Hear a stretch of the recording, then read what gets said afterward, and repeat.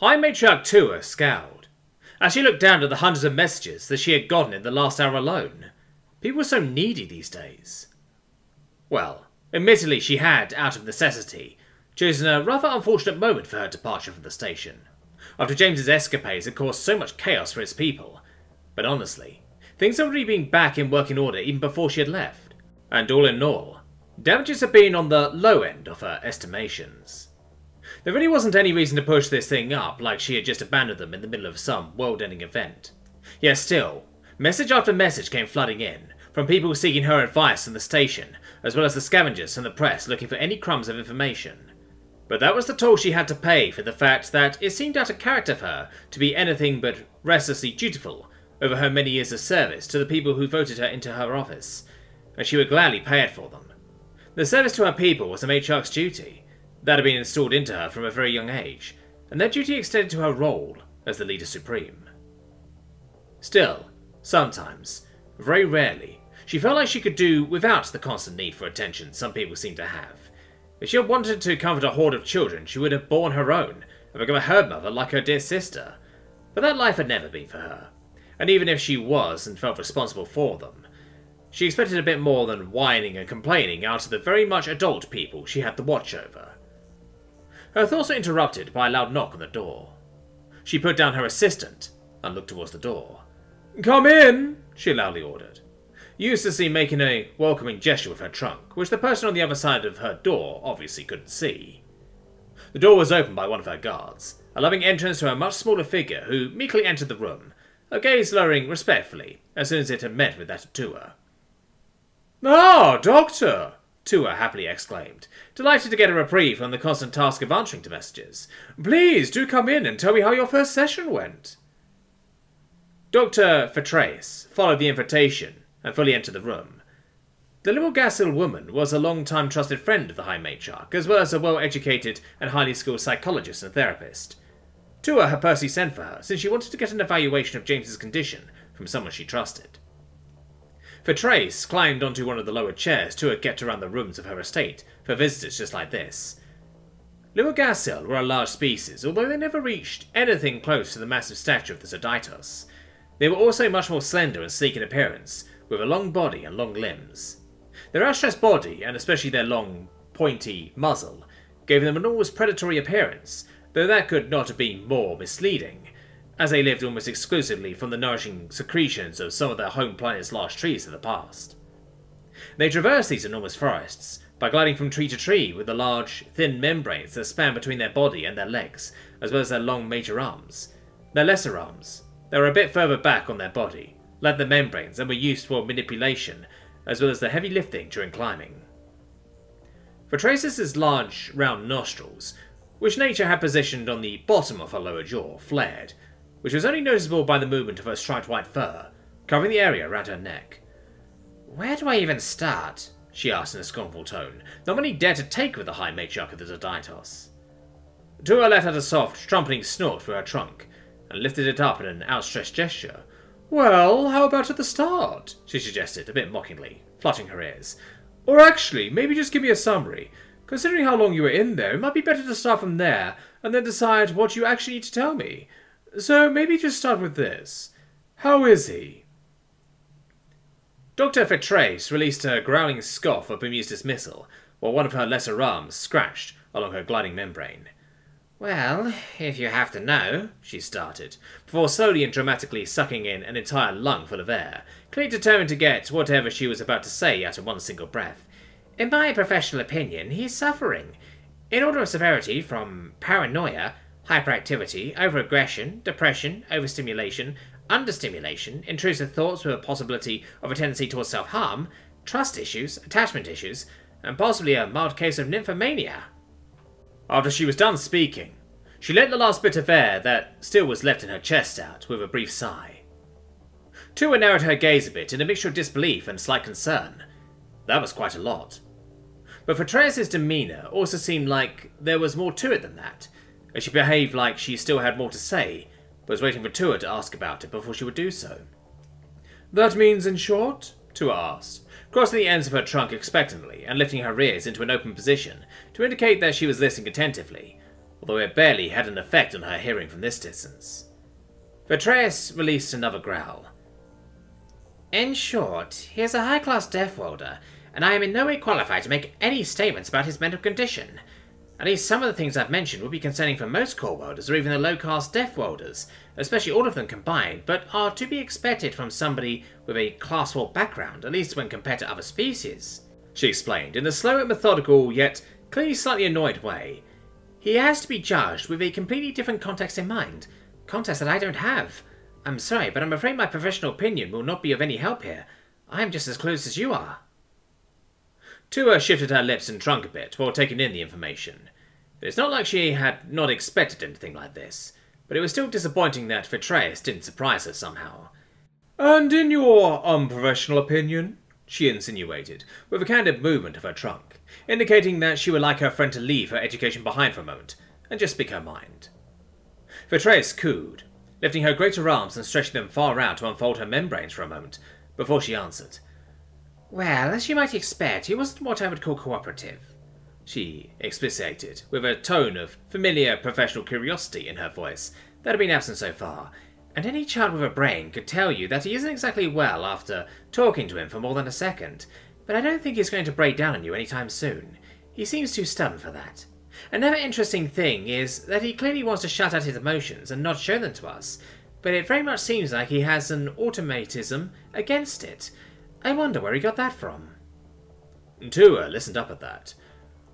An automatism? She asked, looking for clarification on what the doctor meant with that. Vitraeus shook her head dismissively. It can mean many things. In this case, it's like an instinct, but instead of being natural, it is a learned behaviour, she explained, with the typical annoyance a professional had when they had to get out of their zone to explain simplicities to amateurs. They sometimes appear over time just by happenstance, but his behaviour seems deliberate. Like somebody, or maybe he himself, really didn't want him to bottle stuff up. Not ever. It must have taken a lot of time and dedication to instill something like that within him, if it is so ingrained that he struggles to suppress it even now. Lost in thought, Tua lets the ends of her trunk glide along one of her long tusks, mulling that information over.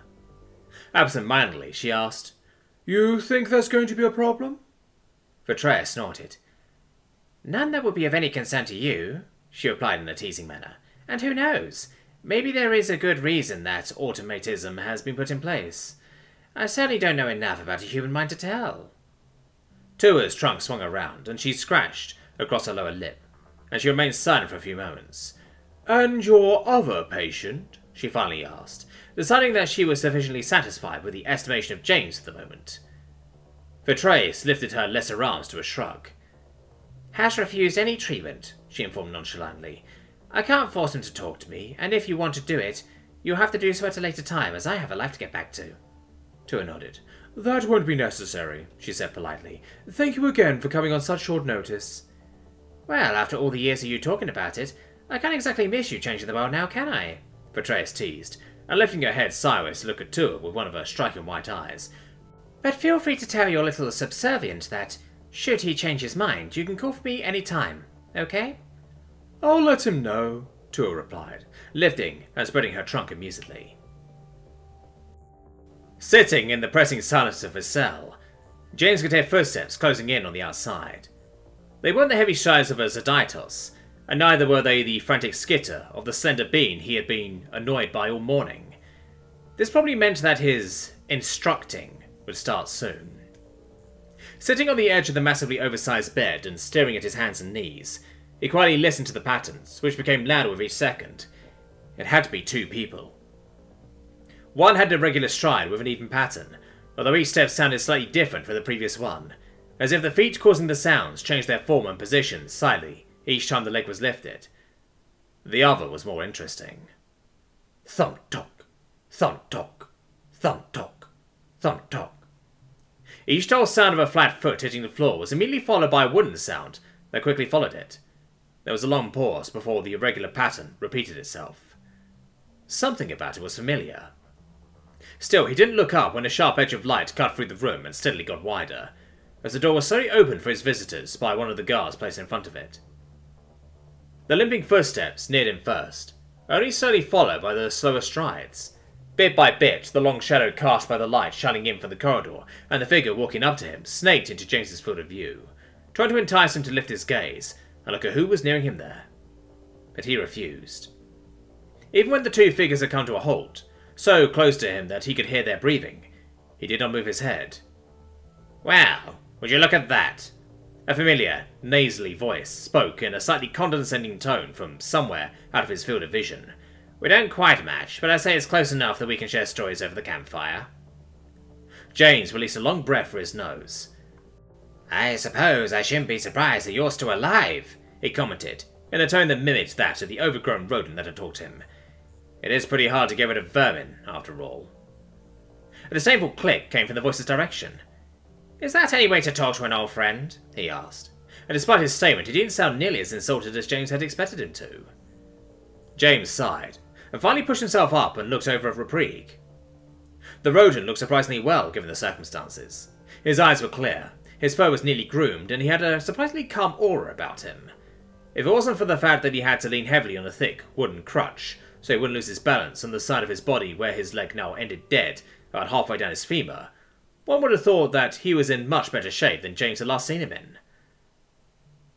"I'm just practicing my courtesy," he replied, thinking about the way Reprieg used to casually insult everyone around him like it was nobody's business in the past. "But I'm surprised that you would come before me again. Shouldn't you be somewhere far away, enjoying the fruits of your martyrdom, and living your best life without ever thinking about me again?" Reprieg seemingly wanted to reply, but the much taller figure behind him was faster.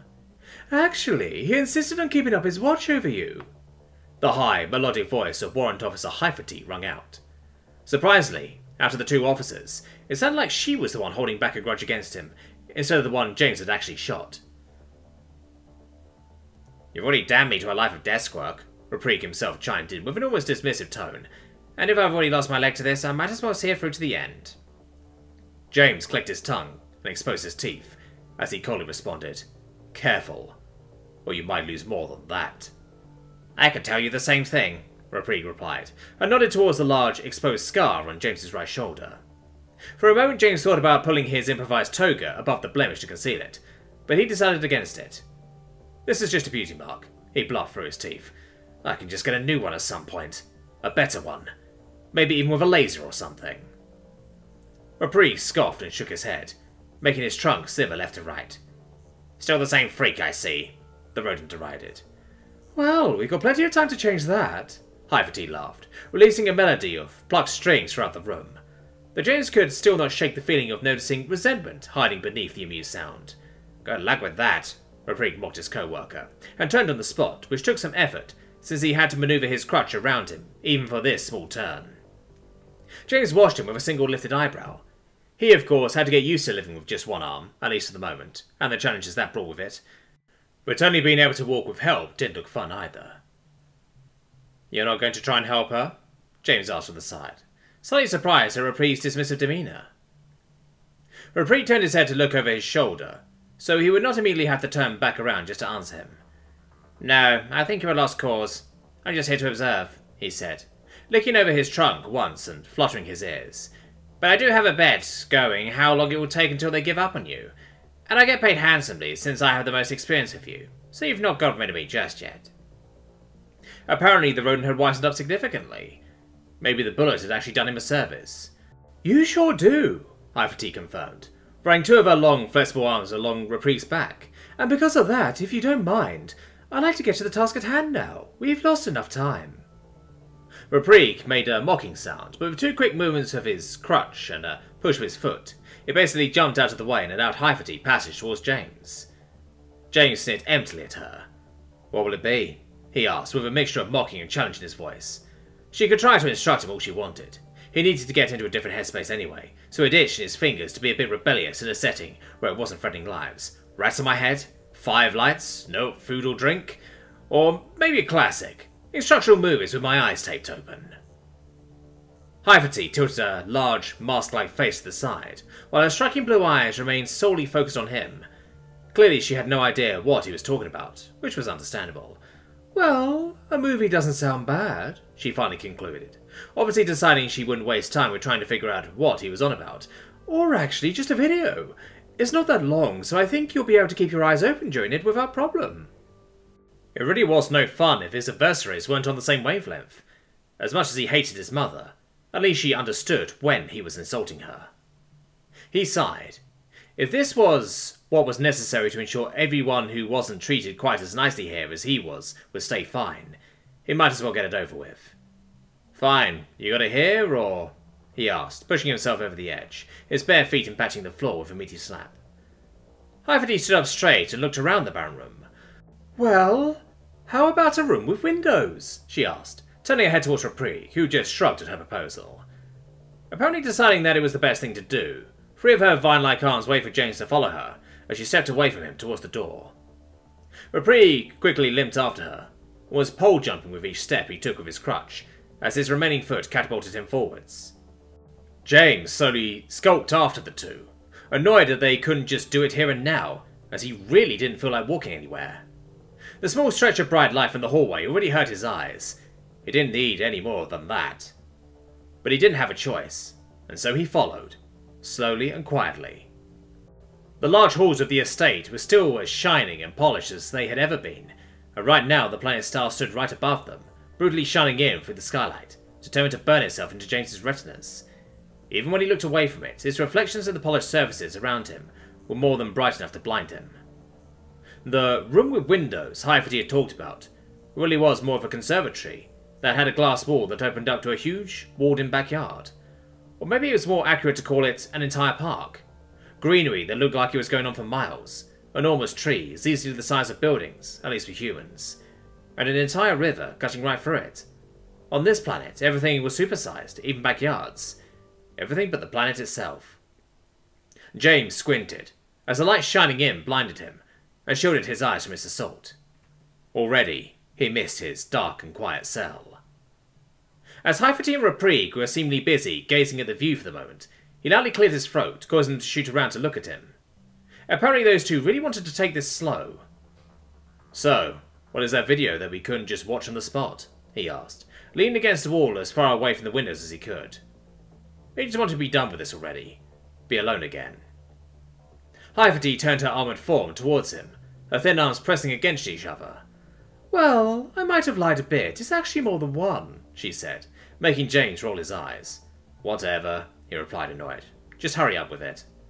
"What's the hurry?" Rapri mocked him from across the room, leaning his entire weight down into his crutch, and supporting his head on his arm as he did so. "It's not like you've got anywhere to go." "Shut it, vermin," James snapped at him, before returning his attention to the vermin's colleague once again. "Can we please get on with it?" Hafity exhaled slowly, and it almost sounded like a growl, although it was more similar to a low strum. However, after just a moment, she took a deep breath and returned to her previous excitable tone. "Well, I guess we should. Have a seat, please," she said, indicating towards a human-sized seat in the corner of the room that had seemingly manifested there out of nowhere, as James had not noticed it before. He followed the direction wordlessly and slumped down into the heavily padded chair.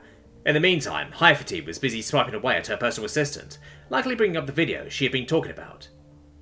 He really wondered what it was she wanted to show him so badly, what it had to do with his instructing. Finally, the last screen was shoved in front of his face. As he only stared at it, she wiggled it around for a moment, until he realised she was expecting him to hold it. He had to push himself up and reach around the thing to grab it right in the middle, since he had no second hand to balance out its weight.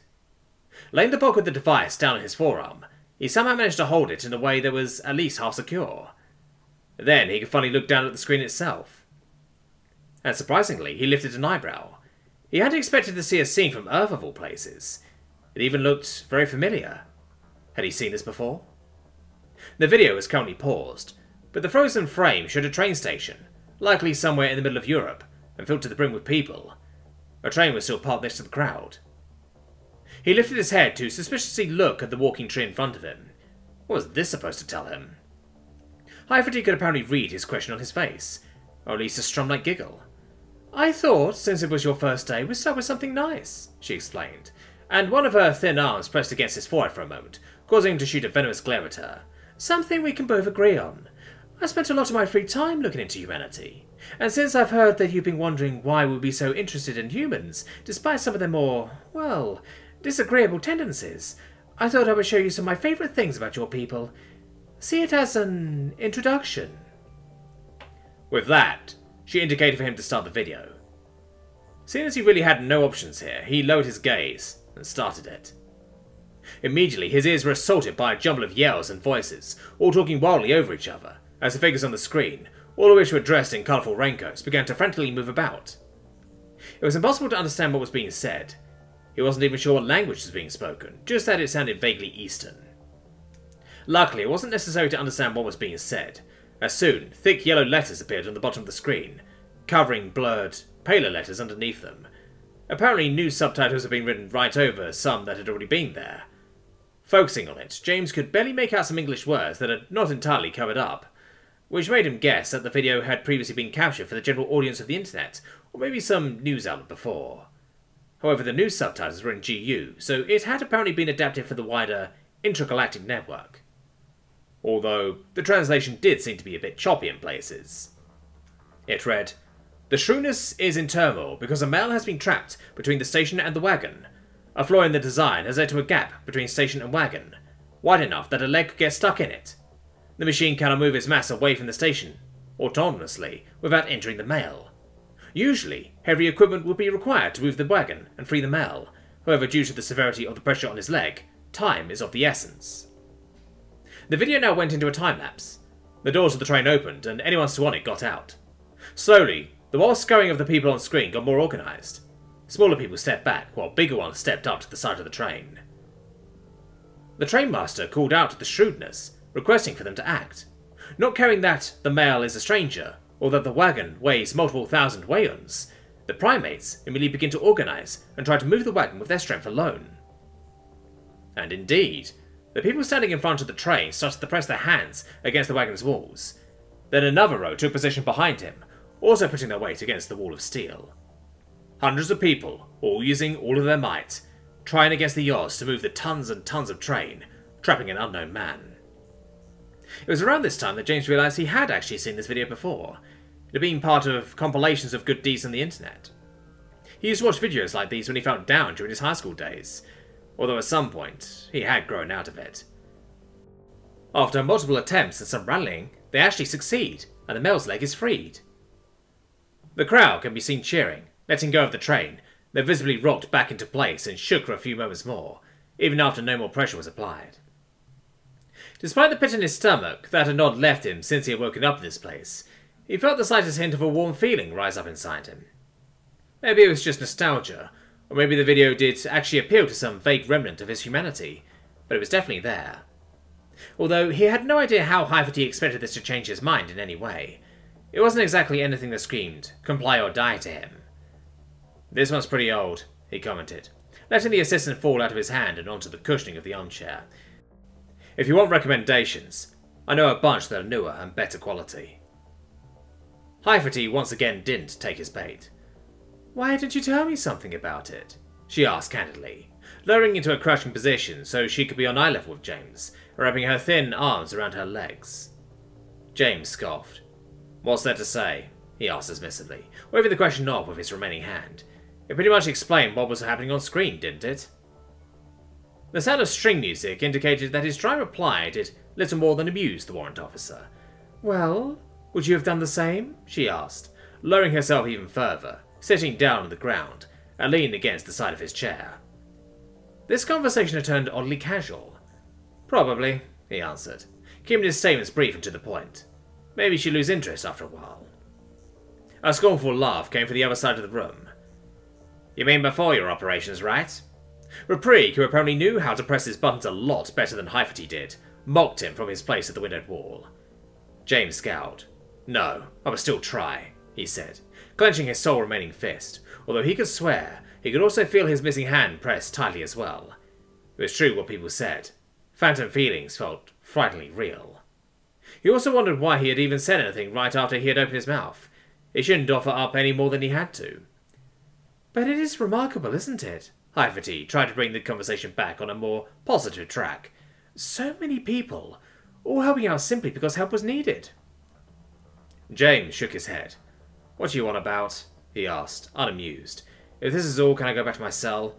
I still have the train doing stuff with one arm and would like not having an audience for that." HFY giggled, "There's still plenty more where that came from," she said, reaching an arm over James to pick the assistant back up from where he had dropped it and pressing it back into his hand. "Take some time to watch all of them. There's no rush, after all." James grumbled, but complied. The pros and cons of complaining about watching a video and possibly getting his friends hurt because of that were not even in the same dimension of importance. The following videos were in a similar vein of feel-good stuff. Somebody going out on a thinly frozen lake, nearly breaking through the ice in order to pull out a dog that had been trapped in the freezing water and would surely die without help. Soon the single person was joined by another, holding a ladder so the first person could safely traverse the ice, at least to a point. Then yet another joined, bringing a rope on a stick that would allow it to safely pull the dog out. In the end they did save the dog and nobody was hurt in the process, although a lot of people got wet and cold. Another one was a very familiar and quite unspecial sight. Merely a rescue alley being formed on the cramped highway so an ambulance could pass through despite the enormous traffic. Next was a fawn, rescued by firefighters from a forest fire. Although it had been pulled out of the flames, its life was not yet out of danger, as it was clearly suffering from smoke poisoning. One of the firemen sat down with the animal and pressed an oxygen mask to its face so it could start to breathe again. This went on for some time, until the fawn finally started to stand up and breathe on its own. There were more, but at some point James stopped paying attention to the pictures on the screen. The videos were nice. Usually they would have given him a warm, fuzzy feeling, and even now they at least made him feel a little bit better. But a fleeting sense of false happiness wasn't what he needed right now. Soon, his mind drifted off to his friends. What kind of cells would they be kept in, if at all? He still wasn't so sure about that, but the risks of what could be happening to them were too great to act on the mere assumption that the matriarch could possibly have been bluffing. If they had taken his arm without a second thought, what would they do to those that they weren't trying to use for their cause? He shuddered at the thought, feeling goosebumps crawl across his skin. Once again he felt his skin crawl even in areas where he had no skin anymore. In front of his inner eye, he saw the picture of his hair standing up at his severed limb, even though that was, of course, not how it worked. It was just his brain simulating the signals it was used to receiving from that area of his body. Later, once he had found a way out of here, those same signals could be used to control a new arm. It was delicious irony that their actions would push him to actually gain a cybernetic prosthetic for himself, despite them trying to get him to advocate against them. Although that was little solace for having to lose his arm in the process. Another picture flashed through his mind. It was Sheeta's face, back when he had jokingly teased her with the idea of him getting a robotic arm. Just the thought had been enough to seemingly make her stomach turn. How would she react if he'd actually go through with it now? If we would ever get to see it, that was. Realising what he was doing, James bit down on the inside of his lip hard, and aggressively shook his head, chasing the dark thoughts out of his head. He couldn't let himself fall into a downward spiral. He needed to keep his wits about him. Apparently, Hyphaty, who started chatting up Reprieg with idle prattle while James had zoned out, took this as a sign that he was done with his task now, and she returned her attention to him. "Looks like you're done watching," she commented, pushing herself up and bringing her large, mask-like face right in front of his. "Was that it now?" James replied, forcefully shoving the assistant against Hyphaty's chest. "Still in such a hurry," Hyphaty said, shaking her large head, "and here I thought you'd like starting with something nice." "I'd rather not start at all," James snarled, with a disinterested expression. Hyphaty lifted some of her arms in a gesture similar to a shrug. "Then I guess we'll start on the more serious topics tomorrow," she said, pejoratively. "I just wanted to share my love of your people with you, and if you can't handle nice things, we'll take them away." James felt a sharp jolt go through his body.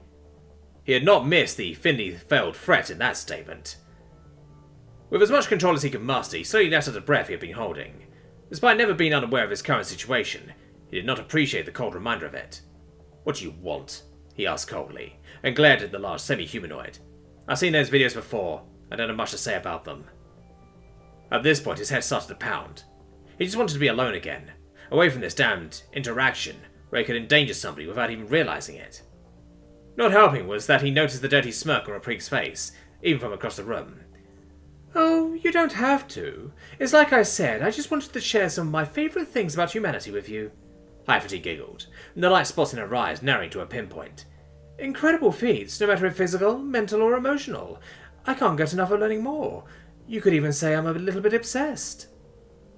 James shifted his lips and leaned back in the seat. "If that's the case, Shouldn't you know a lot more about humanity? Like how we like a bunch of things that you demonize? James asked challengingly.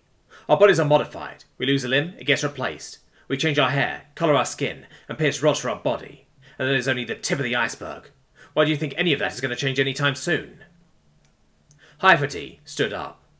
She took a few paces through the room, releasing an almost humming sound. Without looking back at James, she began to speak. Humanity has an incredible potential, she said, looking out across the enormous field of greenery. Hundreds pushing a train to free a single person. Thousands marching the streets for any single topic they are passionate about. Millions of deaths over nothing more than pieces of land. Again, millions sold and treated as nothing more than property, believed to be less than others based on just the colour of their skin. Millions tortured to death under horrendous circumstance because of something as immaterial as religion. Billions coming together, rallying against a disease that has plagued their people for too long. One against billions, banding together against an enemy bigger than themselves, correcting the mistake of a single group of people in a war that lasted almost a decade, and ending in the most hard-fought victory humanity has ever won, as they conquered the manifested might of their own ambition in the form of one of the most dangerous realized artificial sapiens that the galaxy has ever seen. A species so volatile that it decided that the best way to gain peace would not be through collaboration, but through mutually assured destruction, and yet they still managed to build the foundation of unity on top of such an arrangement. Any one of these events would have been calamitous among the vast majority of the species in this galaxy, yet humanity has yet to go a century without one like them. She finally turned her face back towards him, and the bright dots in her eyes had widened to the size of saucers as she continued. You want to know why I think that humanity, despite its flaws, is the perfect candidate for our cause? Because it has proven, time after time, that it has potential.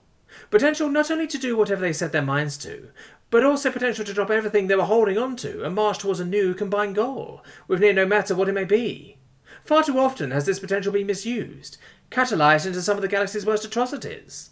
But, given guidance, given direction, and given purpose, this potential is great enough to bring the change this galaxy has been needing, nay, has been craving for oh so many years now.